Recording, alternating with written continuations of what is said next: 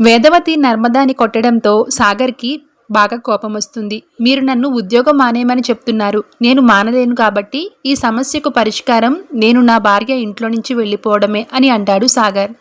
దాంతో ఒక్కసారిగా అందరూ కూడా షాక్ అవుతారు. కానీ అగ్గుపుల్ల బ్యాచ్ శ్రీవల్లి భాగ్యం మాత్రం లోలోపల ఆనందంతో మురిసిపోతారు. సాగర్ను ఆపే ప్రయత్నం చేస్తాడు ధీరజ్. కానీ సాగర్ మాత్రం ఏమాత్రం తగ్గడు. నా భార్యపై చేయబడ్డ ఇంట్లో ఒక్క క్షణం కూడా ఉండలేను అని నర్మదాని లాక్కుని వెళ్తాడు. నర్మదా ఆపే ప్రయత్నం చేసినా అస్సలు వినిపించుకోడు సాగర్. నువ్వు నాతో జీవితాంతం బతకాలనుకుంటే నాతో రా, లేదంటే నేను ఒక్కడనే వెళ్తా అని చెప్పేస్తాడు. దాంతో నర్మద ఇష్టం లేకపోయినా సరే సాగర్తో పాటు గదిలోకి వెళ్తుంది. ఇదంతా చూసిన శ్రీవల్లి, ఇడ్లీ, భాగ్యం ఆనందం పట్టలేకపోతారు. హాల్లో నుంచి పక్కకి వచ్చి డ్యాన్సులు వేయడం మొదలు పెడతారు.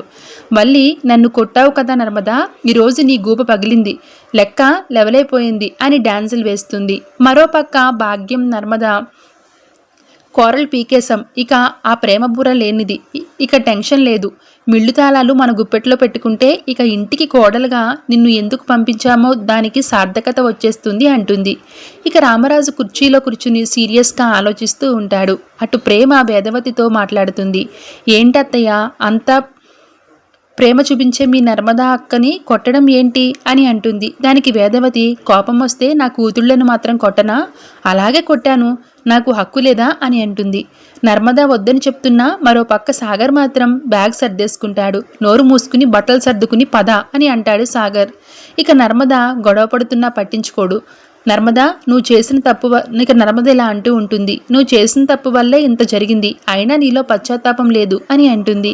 దానికి సాగర్, నీకు నేను కావాలంటే ఇక్కడే ఉండు అని అంటూ ఉంటుంది. మరోపక్క భాగ్యం ఆనందంతో భద్రావతికి ఫోన్ చేసి మొత్తం చెప్పేస్తుంది. ఈలోపు సాగర్ బ్యాగ్ తీసుకుని నర్మదతో సహా బయటికి వస్తాడు.